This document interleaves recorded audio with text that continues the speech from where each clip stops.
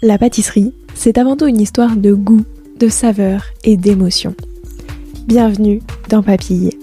Je suis Léa Reverdy, amatrice et passionnée de pâtisserie. Et depuis 2021, je me suis lancé un défi. Vous emmener avec moi à la découverte de ce qui fait vraiment un bon dessert. L'objectif ultime, trouver la recette parfaite qui fera fondre vos papilles à coup sûr. Vous êtes sur le point d'écouter un nouvel épisode de Papille.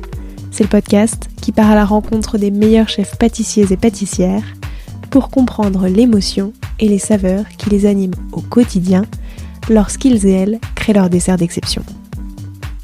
Après cet épisode, à vous de laisser libre cours à votre imagination et de créer les desserts aux saveurs qui vous ressemblent tout en vous inspirant des meilleurs. Bonne écoute! Bonjour à tous et à toutes, j'espère que vous allez bien. Emma Duvéré est une pâtissière passionnée au parcours atypique. Après des études de cinéma et un début de carrière tout autre, le déclic. Un CAP cuisine en poche, puis un véritable coup de cœur pour la pâtisserie, et la voici quelques années plus tard à ouvrir son propre lieu. Entre cantine et pâtisserie, c'est au 41 rue Sedaine, dans le 11e arrondissement de Paris, que vous pourrez découvrir ses délices. Emma aime les saveurs authentiques et le zéro gaspille. Dès le départ, impensable pour elle de ne pas créer avec des produits bio et locaux, tout en adoptant une approche anti-gaspi dans son atelier. Et si l'on pouvait penser que tout l'a prédestinée à ce métier, ce n'est pourtant pas du tout ce qu'il s'est passé. Bonne écoute! Bonjour Emma! Bonjour Léa. Comment vas-tu? Ça va plutôt bien, merci. Je suis très contente de pouvoir discuter avec toi. Pareil, ouais, chouette. Et de découvrir un petit peu tout ton univers, toute ton histoire, etc. Et du coup, pour commencer, j'avais quelques questions sur ton parcours, mais vraiment au prisme des saveurs. Déjà, toi, c'était quoi ton dessert préféré quand t'étais petite? Ouh là là, alors ça va dépendre des périodes de ma vie. Mais en gros, j'ai toujours beaucoup aimé ce qui était à base d'amandes. Alors le financier, la tarte poire amandine, c'était un des petits gâteaux que j'aimais bien prendre quand j'étais petite. Ensuite, en viennoiserie, j'aimais beaucoup la brioche. Enfin, c'était vraiment ma viennoiserie préférée. Puis le chausson pomme. Enfin, il y a vraiment eu plusieurs périodes. Ok. Quoi. Ça a évolué à chaque fois, mais souvent autour du fruit, malgré tout. Du fruit et de les l'amande. desserts, Ok. voilà. Encore aujourd'hui, c'est quelque chose qui te... Encore aujourd'hui, j'ai plutôt, si je devais choisir un dessert, ce serait une base de fruits. Après, amandes ou Ouais. autres, mais des fruits surtout. Et à travailler aussi, c'est ce que tu préfères, les fruits? Oui, tout à fait. Rien que la pomme, c'est le fruit le plus simple, entre guillemets, mais il existe beaucoup de variétés déjà. Et voilà, j'aime bien suivre les saisons aussi pour la pomme et travailler sous toutes ses formes, soit cru, cuit. Et puis j'utilise même les épluchures de pommes, enfin des confits, des gelées. Voilà. C'est quoi la dernière façon dont tu as travaillé la pomme? Qu'est-ce que tu en as fait? En ce moment, je fais typiquement la tarte aux pommes. Vraiment tout basique, mais c'est des très bonnes pommes qui viennent de Normandie. Je suis normande, donc voilà, il y a un écho là-dessus, à ce niveau-là. Et après, j'utilise tout le temps parce que je fais le chausson aux pommes, je fais une compotée maison. Et puis les épluchures, j'utilise aussi une gelée de pommes voilà, comme ça, pas de gaspillage. Je limite le gaspillage. Oui, c'est ce que... Enfin, t'as d'ailleurs... Enfin, t'avais créé un compte Instagram exprès d'ailleurs qui s'appelle comment? Balance pas ton cake. Ouais. Ça, c'est pour éviter tous les invendus, de les jeter. Après, il y a des solutions qui existent. Mais nous, on a voulu vraiment faire ça par nous-mêmes et faire profiter aussi nos voisins, nos clients qui viennent souvent et qui sont contents également de pouvoir profiter des invendus. Après, on fait ça à 50% de réduction. Donc, voilà, c'est une solution anti-gaspi. Oui, donc en vrai, ça va du début de quand j'utilise un produit, t'essaies de l'utiliser au maximum, à 100%, comme la pomme, où du coup tu jettes, tu utilises tout. Ouais. À une fois que les produits sont faits, ne les gaspillons pas non plus, quoi. Exactement. On jette jamais rien. De toute façon, dans les produits finis, en tout cas. Qu'est-ce qui t'a donné envie de te lancer en pâtisserie? Qu'est-ce qui était... Alors, c'est un petit peu un hasard. Je me destinais pas forcément à ça. Alors, on pourrait dire, si on connaît un peu mon parcours, enfin mon enfance, que si, en fait, je me destinais à ça, parce que mes grands-parents étaient restaurateurs, ils ont même été restaurateurs ambulants. Ils avaient un food truck à crêpes. J'appelle ça le food truck, mais c'était une caravane, quoi. Et mes parents ont ensuite repris la crêperie de mes grands-parents. Mon père, lui, a pendant longtemps tenu des crêperies. Ma mère, elle avait un snack bar, une petite restauration. Donc, le commerce, moi, j'ai toujours connu le fait de recevoir des gens, d'être dans la communication comme ça avec les clients. Mais c'est pas forcément ce que je voulais faire quand j'ai commencé ma vie professionnelle. Ouais. J'ai fait des études de cinéma, donc a priori, je me destinais peut-être à travailler dans le cinéma, mais en fait, non, c'est un peu compliqué. Enfin, faut avoir des réseaux et tout. Bon, bref, j'ai pas continué là-dedans, plus pour mon plaisir. En fait, mes études de cinéma, c'était vraiment, enfin, j'ai adoré, quoi. Ouais. J'ai adoré. J'ai fait 4 à 5 ans à la fac et c'était une super période. Mais bon, je savais que j'allais pas vivre de ça. Et Dès ensuite, le départ, en fait. Enfin, bah non, parce que je me disais peut-être qu'un jour j'aurais une opportunité qui s'est jamais présentée. Mais après, j'étais en Normandie, je suis venue à Paris assez tard. Je suis arrivée en 2008 à Paris. Donc j'ai essayé de faire deux, trois trucs, mais fallait bien que je trouve un boulot. Donc j'ai trouvé un job dans une droguerie. Petite droguerie, c'était rue des Martyrs. Et j'ai travaillé 2 ans, non 3 ans, non, à peu près. Ouais, quasiment 3 ans. Et j'ai beaucoup aimé, en fait, la vente, découvrir les différents produits qu'on utilise pour le nettoyage, par exemple. Mais on vendait aussi des ustensiles de cuisine haut de gamme. Et c'est à partir de là où je me suis intéressée à vouloir cuisiner avec tout ce que je vendais, m'acheter des super belles casseroles. Et petit à petit, j'ai eu une opportunité comment dire, de faire un CAP cuisine. En fait, il y a un chef d'un restaurant qui cherchait des gens motivés en CAP, en alternance, même des adultes. Donc moi, j'avais déjà 30 ans, enfin, même un peu plus. Et j'ai saisi cette occasion pour passer un CAP cuisine. Et comme en cuisine, la plupart, enfin au moins un tiers des cours, c'est de la pâtisserie. Donc, je faisais beaucoup de pâtisserie, j'ai appris beaucoup de choses. Et dans le restaurant dans lequel je travaillais, ce que je préférais faire, c'était la pâtisserie. C'est comme ça, en fait, que c'est venu. Parce que à chaque fois, on me disait, ah, bah, Ima, tiens, fais-nous un nouveau dessert. Enfin, on me sollicitait plus pour les desserts que, je dis pas que je faisais pas, si je faisais la cuisine, hein, j'étais seconde du chef et je préparais les plats du jour, etc. Mais je prenais plus de plaisir. C'était la dernière chose qu'on mangeait. Et à chaque fois, les retours, très souvent, c'était sur le dessert. Plus que sur le plat, même s'il y avait des très bons retours.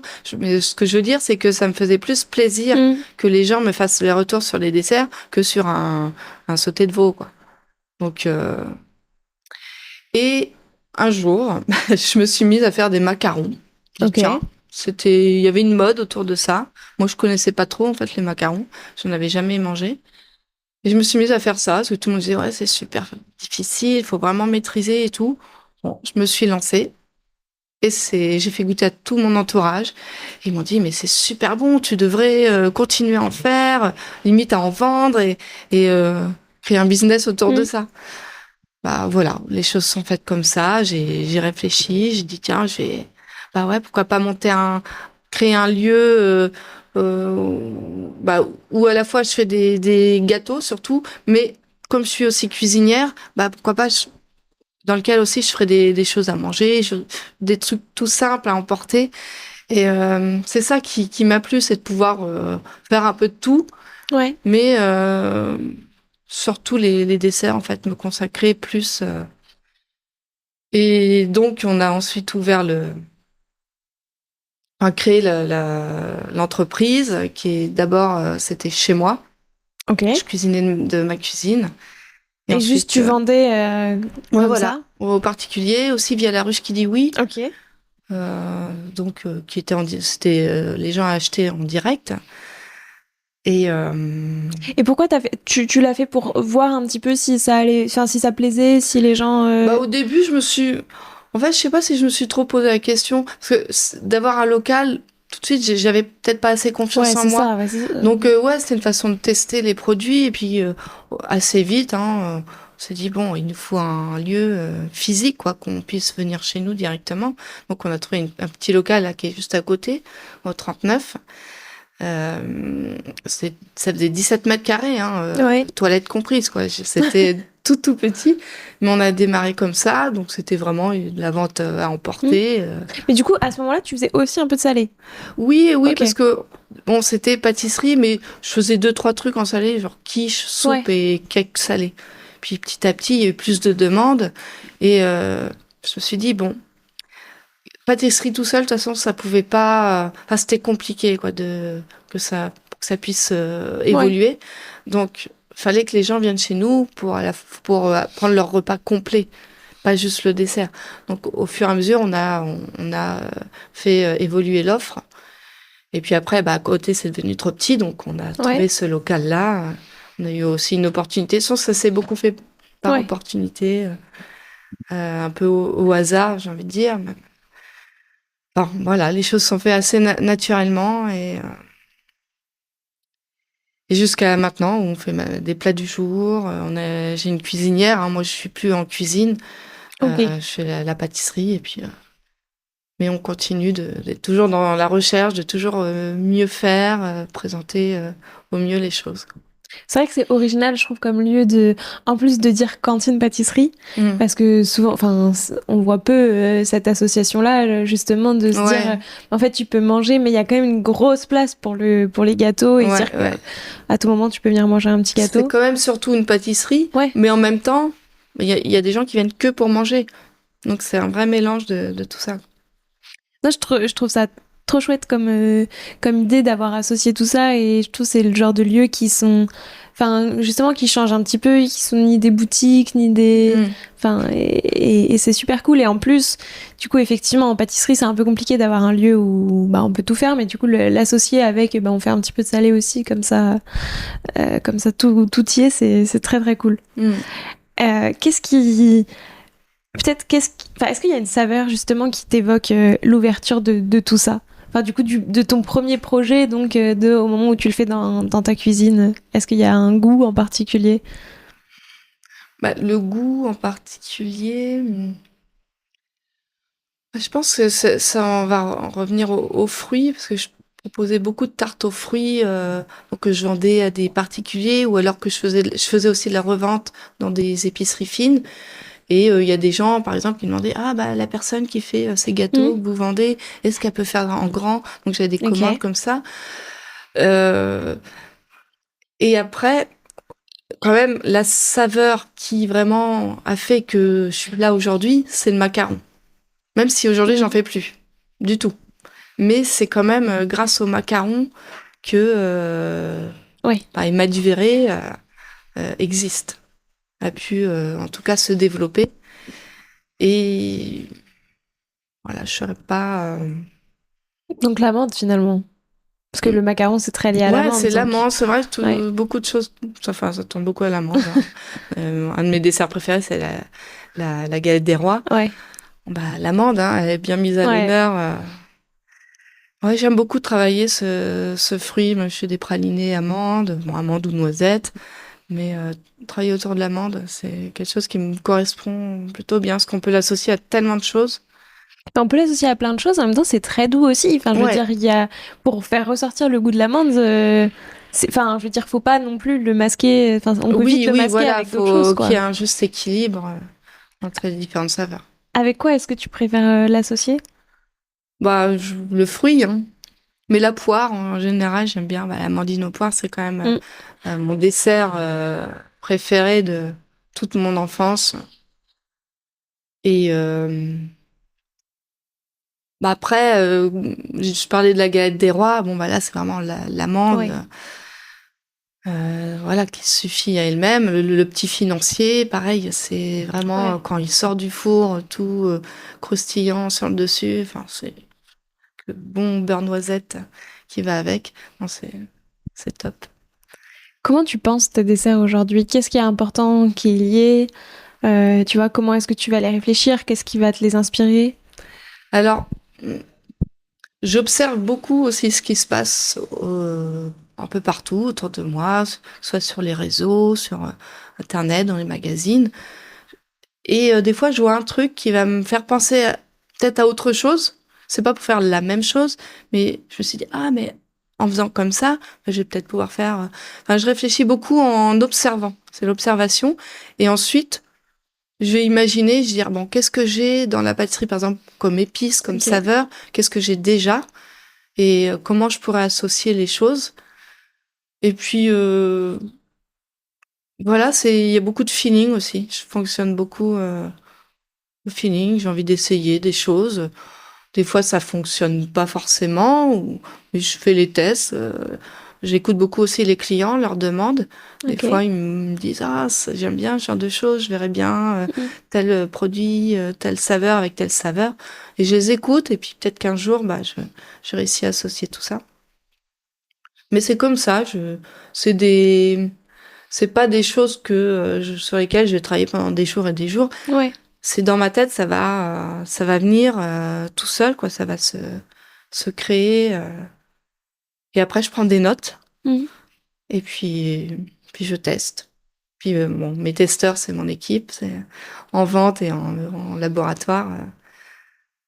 Voilà, j'en parle beaucoup aussi avec eux. Puis eux, ils me donnent des idées aussi. Hein. Moi, je suis ouverte à chaque proposition.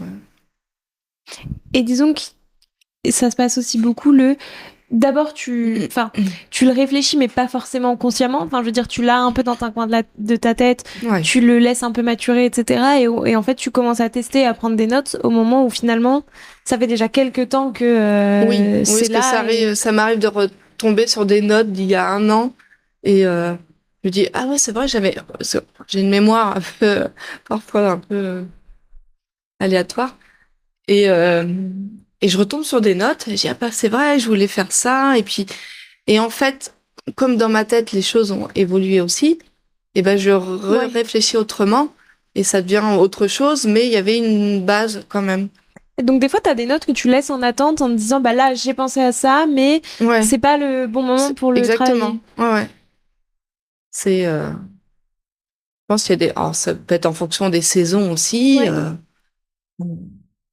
Fonction. Par exemple, ça faisait un moment que je pensais à faire un gâteau avec de la crème de marron dedans, mais c'est plus associé au chocolat. Je l'avais encore jamais fait. Bon, je dis pas que ça se fait pas, hein, que c'est nouveau, mais moi je l'avais pas fait en tout cas. Et comme j'avais fait la tarte Mont Blanc pendant assez longtemps, durant l'hiver, je me suis dit, ah mais c'est le moment d'essayer mon brownie marron avec des châtaignes fraîches et en fait en ce moment c'est ce que je fais et ça fonctionne bien. Mais je voulais pas prendre ma recette de base de brownie classique, mais retravailler. Et je retravaille aussi les sucres. Et d'ailleurs chaque année je renouvelle un peu mes recettes parce que j'essaie d'améliorer les ingrédients, c'est-à-dire le sucre toujours désucré au maximum. Quand je vois que je peux continuer à enlever du sucre, j'en enlève. Et puis, les textures, des fois, je me dis, ah, j'ai envie de changer, ça me va plus. Ok. Je remets beaucoup, toujours en question les recettes, entre guillemets. Il y a 2-3 recettes comme ça je les ai pas touchées depuis 10 ans. Mais pas parce que tu les remets pas en question, parce que aujourd'hui encore, elles te conviennent, quoi. Enfin, tu vois pas une meilleure façon de les réaliser, quoi. Oui, typiquement le cheesecake vanille que je fais, c'est toujours exactement la même recette. Je vois pas comment l'améliorer. Enfin, il est à part utiliser les meilleurs produits possibles. Si au tout début, j'utilisais du spéculoos, mais que je faisais pas moi-même. Et ça a commencé de plus en plus à me déranger. Mais je voulais pas faire n'importe quoi.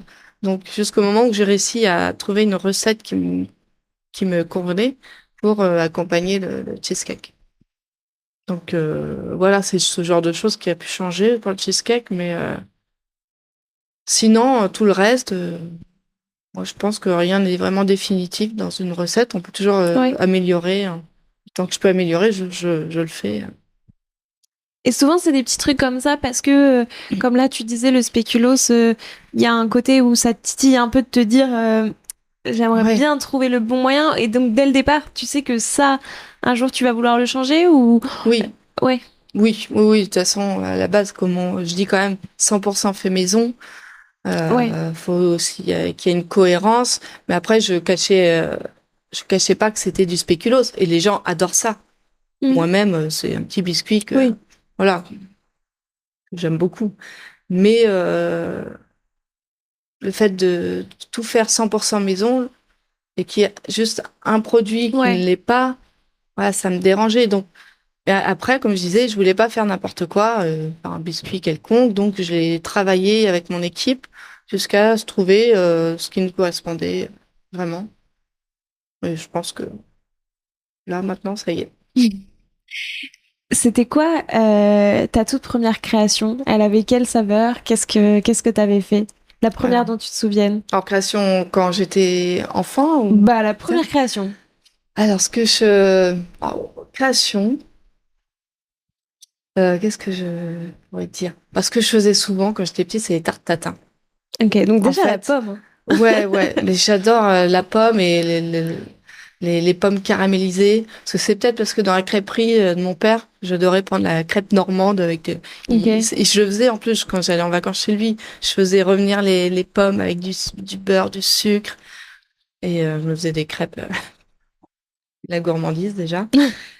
Et en fait, ma mère, elle avait une recette de pâte à tarte qui était assez originale, qui n'a rien à voir avec ce qu'on fait maintenant. Mais c'était une recette de sa mère. Et donc, je faisais mes pâtes à tarte quand j'avais 10-12 ans. Ok. Et je faisais mes tartes tatin, c'est-à-dire que dans le plat, je mettais du beurre, du sucre. Alors, par contre, c'était pas C'était pas des sucrés là. diététique, hein. Ah ouais, là, à l'époque, c'était pas à l'ordre du jour. Mais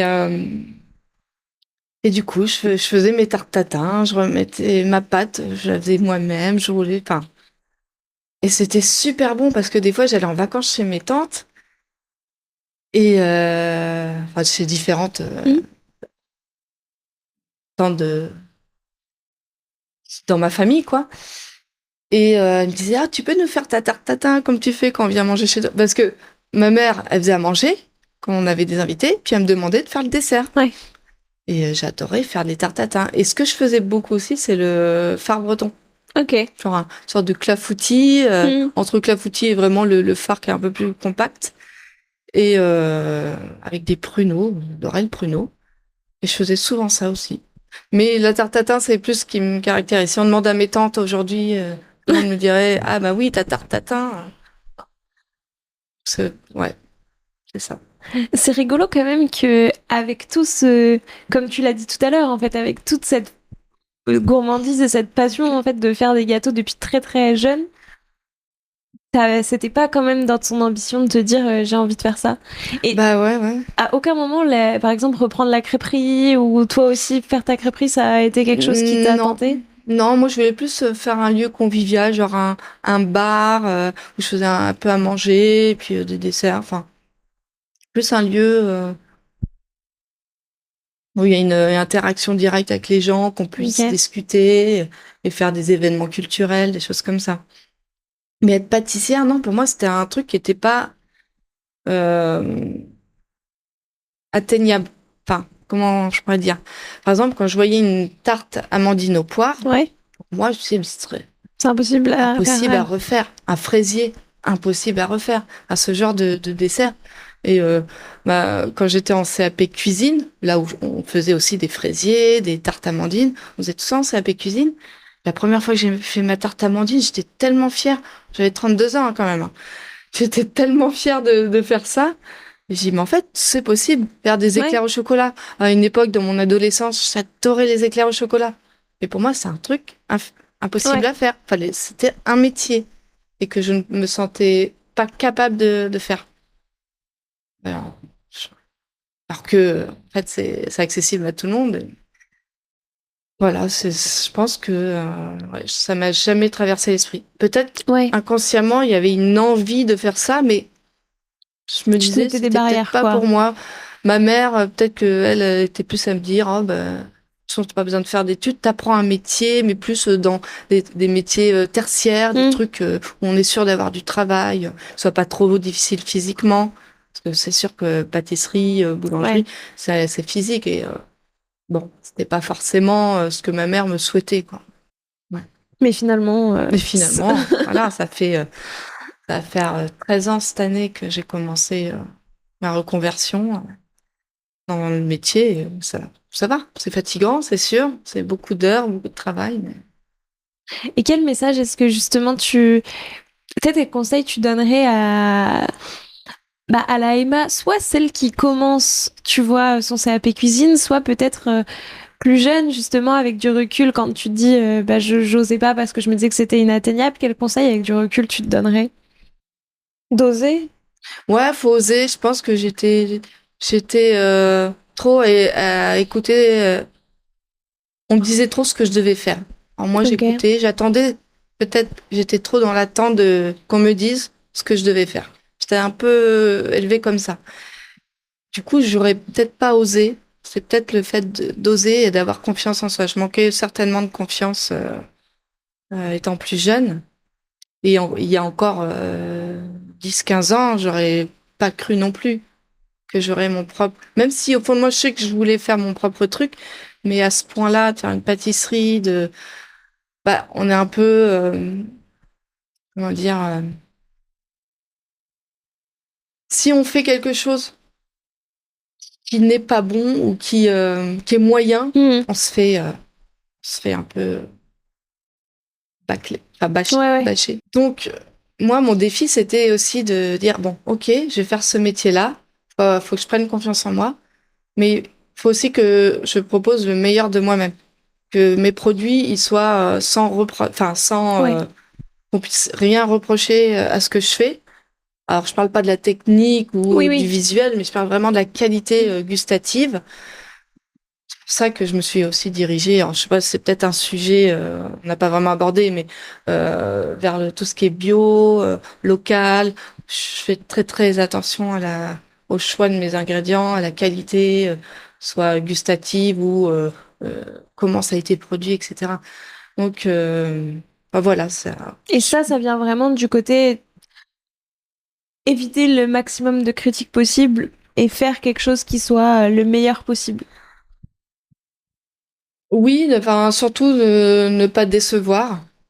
Je dis pas que c'est jamais arrivé, on peut pas plaire à tout le monde de toute Oui. façon, ça peut arriver. Et dans ce cas-là, plutôt que de ruminer comme ça, je me remets en question. Je dis alors pourquoi j'ai eu telle ou telle critique? Et je vais essayer ensuite de rebondir et d'améliorer les choses.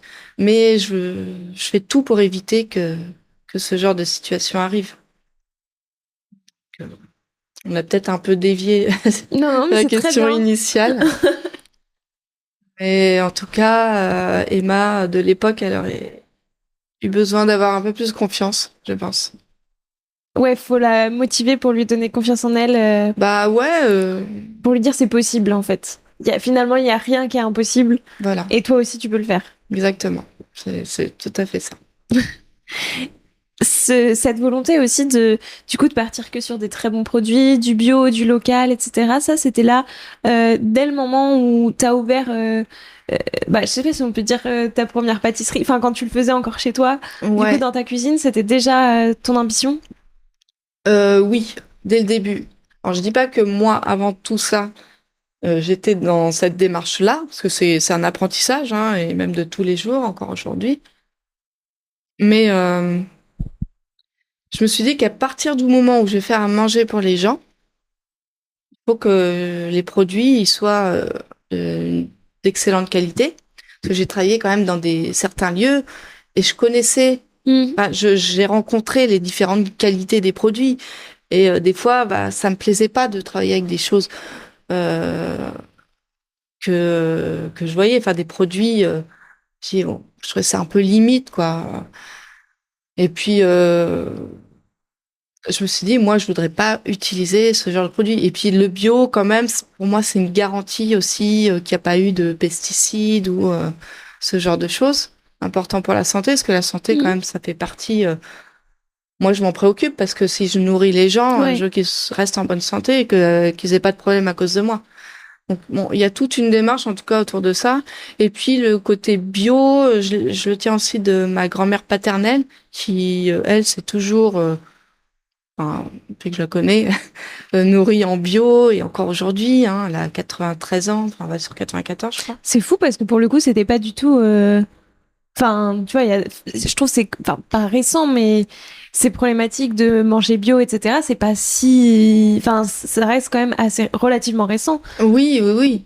Donc, de dire que depuis toujours, elle était vraiment Ah ouais, bio et c'était tout. très, elle a toujours fait très attention, truc bio, même se soigner qu'avec des produits naturels, plus en préventif qu'en curatif finalement.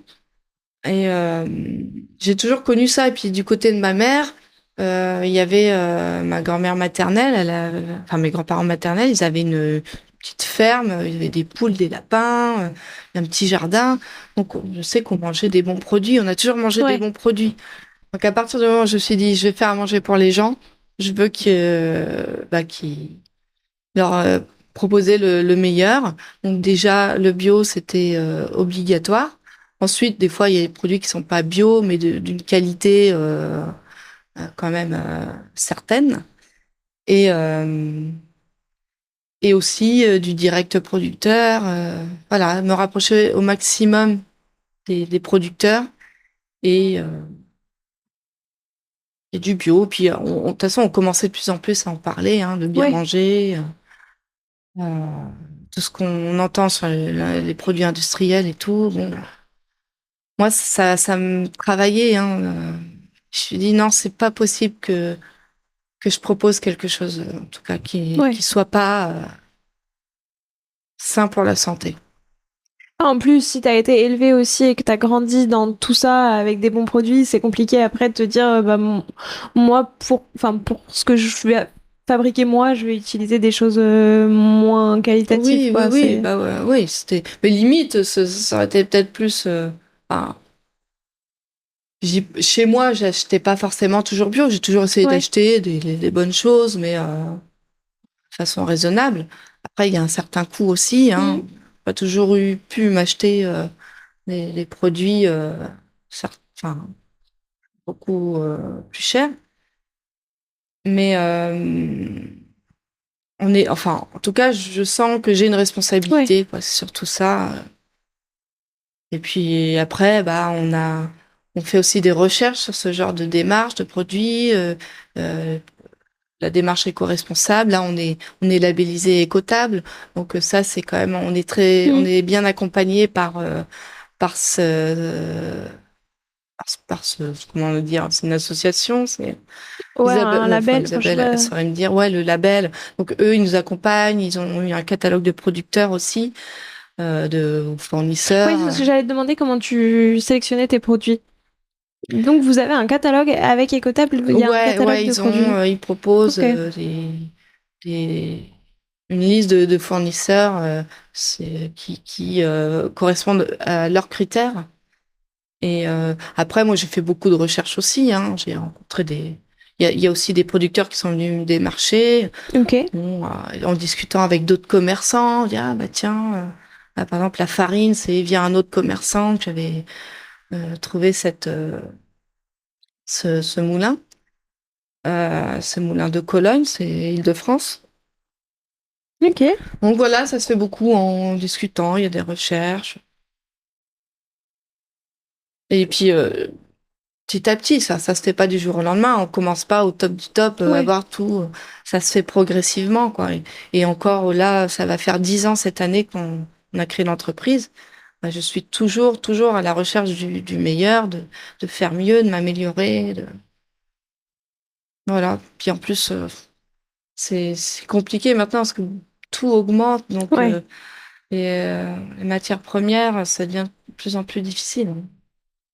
Mais bon, ça va quoi. C'est vrai que c'est pas une période. Ouais, ouais. Bah, les matières premières principales, soit le beurre, tout ce qui est crèmerie, le chocolat, Ouais. c'est c'est affolant. Mais bon. Ça représente quoi pour toi la pâtisserie? Moi, la pâtisserie, bah, c'est la gourmandise, bien sûr. C'est un au niveau, enfin pour un repas, pour moi, c'est voilà, c'est le petit point final, quoi. C'est ce qui vient finir ton repas. Mais ouais, pour définir vraiment, je dirais, c'est le plaisir, quoi, la gourmandise. Ça me va. Ça va. Le plaisir et la gourmandise. Euh, merci beaucoup. Maintenant, j'ai quelques questions. Enfin, je te propose de te prêter au jeu du questionnaire de Proust des saveurs. D'accord. Déjà, si t'étais un des desserts que t'as créé, tu serais lequel? La tarte tatin. Elle a quoi de particulier? Qu'est-ce que t'as... Bah, qu'est-ce qu'il y a de particulier? Elle est faite de façon vraiment traditionnelle. C'est-à-dire les pommes en dessous, la pâte dessus et je la retourne. Donc c'est pas un montage de gâteau, Oui. c'est vraiment comme je la faisais quand j'avais 10-12 ans. Avec moins de beurre et moins de Et sucre. beaucoup moins. Bah, en fait, je fais juste un caramel. Ok. Je mets même plus de beurre. Donc il n'y a Ah pas de oui. beurre. Ok. C'est un caramel que je fais aux épices. Et, euh, et puis les pommes, elles confient au four pendant la cuisson avec le pâte feuilletée. Même pâte feuilletée que je fais pour mes chaussons pommes, les galettes des Ouais. rois. Voilà. La Normandie en 3 saveurs, ça donne quoi?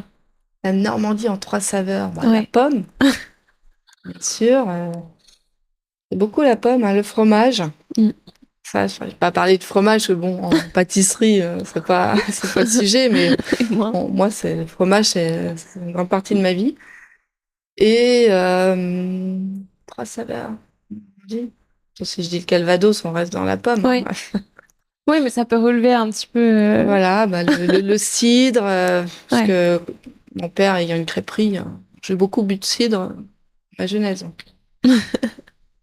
Est-ce que tu peux faire un... Effectivement, avec le fromage, peut-être pas un dessert, mais une création avec ces 3 saveurs qui serait genre Création, autour de la Normandie? bah oui. Une création, tu veux dire salée ou sucrée pour le coup? Bah, c'est ça, S'il y a le fromage, bah, sucré, s'il y a c'est le peut-être fromage, après. je ferais bien un petit truc feuilleté avec ma pâte feuilletée, des pommes caramélisées, du camembert et au Ouais. four. Et ça, moi, je me régale avec ça. Mais bon, c'est plus une entrée, Manu. Oui, c'est ça. Non, C'est mais c'est pas pour un ça que je te dessert, dis, hein. genre, dessert, c'est un peu, peut-être pas, mais Et le du coup, non, camembert désolée. en dessert, Ah, je suis surtout que pas le sûre. camembert, c'est pas Ouais, un fromage facilement. ouais. Mais bon, on peut le manger en dessert. Non, Mais dans on ce peut. cas-là, c'est le fromage, quoi. Avec un petit verre de cidre. Non, mais c'est vrai, mais autant ça se marie très bien avec du sucré, autant en sucré pur, Ouais. j'ai du mal à Non, l'imaginer quand même. cuit, ça. Je suis d'accord. C'est quoi, toi, ton péché mignon? Tasse de thé, mais bon, ça, c'est pas un truc qui se mange, mais je suis fan de thé. J'en bois une dizaine par jour. Donc, Ouais, Mais je ouais, comprends. mon péché mignon, je dirais que c'est un bon petit carré de Ouais. chocolat, quasiment tous les soirs. C'est, y a pas besoin d'avoir faim même. Oui, c'est ça, Manger un c'est carré de le petit chocolat. truc où Ouais, t'as pas forcément puis faim, tu mais. craques, puis on a des... En plus, t'as tous les goûts, toutes les saveurs, tu peux varier tous les soirs. Ouais, voilà. Bah ouais, puis on a une bonne chocolaterie dans le coin. Je sais pas si on peut citer le Bah, nom. si, tu peux, si tu veux la Ursa vie. Major. Franchement, elles sont très fortes. Et souvent, bah, je vais me faire une petite réserve, mais je les mange vraiment avec Ouais, parcimonie. juste un carré à la Voilà, fois. j'essaie de pas en abuser. C'est, je pense que si chez moi il y a plus de chocolat, Ouais, c'est difficile. Une soirée devant un film sans chocolat, c'est je suis compliqué. d'accord. L'ingrédient dont tu peux pas te passer. Si demain je te dis t'as plus le droit de l'utiliser pour le reste de tes desserts, c'est un peu Ah, ça serait, embêtant. c'est l'amande. Ouais, c'est ce que je me suis dit. Je me suis dit, ça va être. Je pense que l'amande Ouais, risque d'être. c'est vrai que j'en utilise dans beaucoup de desserts. Même dans ma pâte à tarte, il y a Ouais. il y a de l'amande. L'amandine, c'est la base de beaucoup de mes desserts. Ah, non, l'amande. C'est quoi la dernière saveur que tu as découverte et aimée? Ça peut être une saveur que tu as redécouverte parce que associée à, tu vois, un autre ingrédient et du coup, voilà, tu te dis, tiens, enfin, tu vois, je le testerai bien, c'est un mariage Mm, que j'ai mm. envie d'essayer. Ou... Ça, ce serait plus en épices. Que là, j'ai réfléchi à un dessert récemment, c'est avec de la cardamome, Ok. mais c'est encore en... Ça tourne encore dans ma tête là pour savoir comment amener les choses. Elle va bientôt arriver dans tes notes et Ouais, ensuite ouais, en exactement. version. Ouais, j'aime bien utiliser le poivre de Timout. Hmm. Et ça, je mets dans un de mes desserts, c'est la tarte pistache pamplemousse, Ah oui. dans lequel je mets du poivre de Timout dans la crème fouettée. Je fais infuser. Et je trouve vraiment que ça relève le dessert et que ça... Et comme je fais une fois par an cette tarte, bah, chaque année, je, je redécouvre un peu, on va Ouais. dire, parce que je n'utilise pas le reste de l'année, mais je trouve ça va tellement bien. Bon, c'est un poivre saveur pamplemousse, hein, Ouais. donc D'ailleurs, c'est vrai que c'est assez. Enfin, j'avais vu ce dessert et je trouve que c'est assez original le mariage de la pistache et du pamplemousse. mm. Ah ouais, C'est, ça on le marche voit rarement. bien. Les Ouais. gens aiment beaucoup et voilà, chaque année, je la refais, mais c'est comme si je la redécouvrais à chaque fois. Mais c'est bien Mhm. d'oublier un peu les choses. Et puis quand on les Ouais. refait, bah, on redécouvre. On dit, ah bah oui, c'est vrai, cette saveur-là. Je redécouvre un peu les saveurs à chaque Ouais. fois, comme tout ce qui est à base de poire, je vais le faire une fois dans l'année. À Ouais. chaque année, quand j'y reviens, bah, c'est un peu une redécouverte. Oui, c'est vrai. En fait, après, t'as le souvenir. Enfin, on a le souvenir, tu vois, de l'ingrédient et quand tu le goûtes vraiment, Mm. d'un coup, ça te rappelle. Enfin, la fraise, je trouve que c'est pareil en fait. Ah On en bah mange oui, tellement chaque pas pendant année, longtemps bah que. voilà. Donc chaque année, ouais, de retrouver les fraises, ah, Mm. c'est vrai que c'est un de mes fruits après la pomme. Pas la Ah. pomme, c'est pas que c'est mon fruit préféré, c'est un fruit que j'adore travailler. Mais la fraise, c'est un de mes fruits préférés. C'est vrai que chaque année, quand on arrive aux tartes aux Ouais. fraises. Mais Ça après, fait on est plaisir. bon arrivé après l'été, on est contente aussi Oui. de retrouver les pommes et les pois. Non, mais je trouve que c'est un peu, bah, finalement, c'est la magie des saisons, comme tu Mm, disais, où après tu redécouvres des saveurs un peu chaque année, où tu te dis, ah, exactement, ouais. ça fait plaisir d'en manger, quoi. Voilà. C'est ça qui est bien Mm. d'être dans le respect des saisons. On se dit, bah, on mange vraiment le fruit à la bonne saison et pas Ouais, des fraises au mois de décembre et qui n'ont pas de goût oui. et je sais pas comment aimer les fraises au mois Mm. de décembre, quoi. Non, c'est clair. C'est vrai, quand j'ai vu cette association, je me suis dit, ah, tiens, c'est original. Mm. Enfin, pour le coup, en plus, je trouve que la pistache, on la voit plus avec tout ce qui va être fleur d'oranger, etc., Ouais. mais moins, Avec le pamplemousse, ouais, ouais, ça vient vraiment contrer. Bah déjà, comme il y a du praliné, c'est sucré. Donc tout de suite, le mariage avec l'amertume du pamplemousse, c'est pas comme si ça s'annulait, mais presque. et ça t'était venu comment, cette, Alors ça, c'est avec une amie c'est un bec sucré. Elle adore les pâtisseries et c'est en discutant. Elle est fan de pistache et je me suis dit tiens, on va faire un dessert. J'ai envie de faire un dessert avec du praliné pistache, de la pistache. Comment on pourrait marier, avec quoi on pourrait marier, quels fruits on pourrait mettre avec. Et en discutant, voilà, on a créé ce dessert ensemble. On a créé l'idée des ouais, associations. Après, moi, de mon côté, bah, je me suis dit, ah, bah, tiens, je vais faire une gelée de pamplemousse. Et le pamplemousse, pour le coup, il est travaillé vraiment entièrement. C'est-à-dire que toute l'intérieur, la chair, tout ce qu'il y a à l'intérieur, je jette rien à part les pépins. C'est pour la gelée. J'épluche les écorces et je fais ok, l'écorce confite. Et puis, je prélève aussi des suprêmes pour ouais. avoir vraiment le fruit, la chair, quoi, du pamplemousse. Donc, il a en trois façons. Et quand tu... Ce que t'as dit, du coup, tu voulais utiliser... Enfin, le mettre avec un fruit, la pistache, c'était quoi? C'était pour enlever le côté trop sucré de la pistache, avoir un Bah, goût un peu frais? oui, voilà, pour la fraîcheur, plutôt, parce que la pistache tout seul, c'est excellent, mais Hmm. euh, C'est gourmand, quoi. c'est gourmand, Hmm. c'est pas quelque chose de frais. C'est vraiment pour faire un peu, c'est un dessert d'hiver, là, parce que Ouais. les pamplemousses, c'est en ce moment. Donc, Je voulais vraiment quelque chose qui ait du peps, en même temps que ce soit frais. Utiliser aussi de la crème, parce que cette amie en question, elle travaille à la laiterie Gilbert. Okay. Elle est gérante. Hein. Et j'utilise sa crème, qui est une crème sans stabilisant, vraiment une crème excellente. Donc, je mets à l'honneur aussi sa crème, qui est en crème fouettée, vraiment une saveur assez particulière. Et voilà, enfin, c'est pour ça qu'on avait discuté ensemble d'un dessert, d'un dessert autour de la pistache, de sa crème que j'achète chez elle, et un fruit, on en a discuté. Et c'était la période du pamplemousse. Elle a dit, oh, j'aime bien le pamplemousse. J'ai dit, bah ouais, c'est vrai que ça se voit pas souvent le pamplemousse non plus dans les desserts. Donc voilà, c'est vraiment une discussion. Il y a des choses qui naissent comme ça en discutant aussi. T'aimes bien ce genre justement de façon de créer en disant que ça vient aussi d'un échange et où tu vas beaucoup discuter, même sur l'idée d'origine, quoi. Ouais, bah je fonctionne beaucoup comme ça. Hein. Mes idées, pas dire j'ai eu des idées toutes seules, quoi. C'est comme je disais au début, je regarde, j'observe ce qui se fait. Des fois, je teste pas vraiment beaucoup de choses parce que je suis toute la journée dans les pâtisseries, donc j'en mange pas beaucoup. En vrai. Je mange pas beaucoup de pâtisseries, mais j'observe. Quoi. C'est vraiment de l'observation et des rencontres de saveurs parfois qui peuvent être dans du salé aussi, hein. Et que je dis mais dans un gâteau ça pourrait être pas mal aussi. Justement, est-ce qu'il y aurait un pâtissier, une pâtissière, un cuisinier, une cuisinière, enfin, un chocolatier, chocolatière, pourquoi pas, avec qui t'aimerais bien faire une création à quatre mains? Ouais, je pense que avec les filles d'Ursa Major, j'en ai jamais parlé.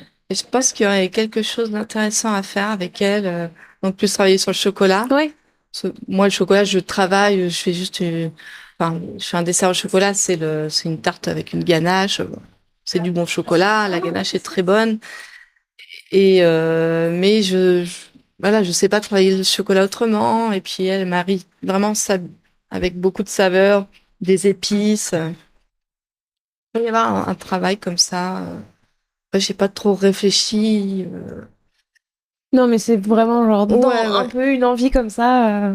Donc ça pourrait être ça, ouais. Eh ben écoute, je te le souhaite. Maintenant, j'ai 5 dernières questions.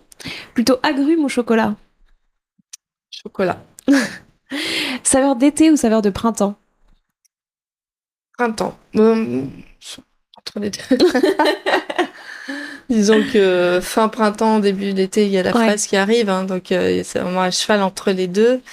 Mais la saison que je préfère, c'est le printemps. Ok. Après, c'est vrai que les fruits d'été.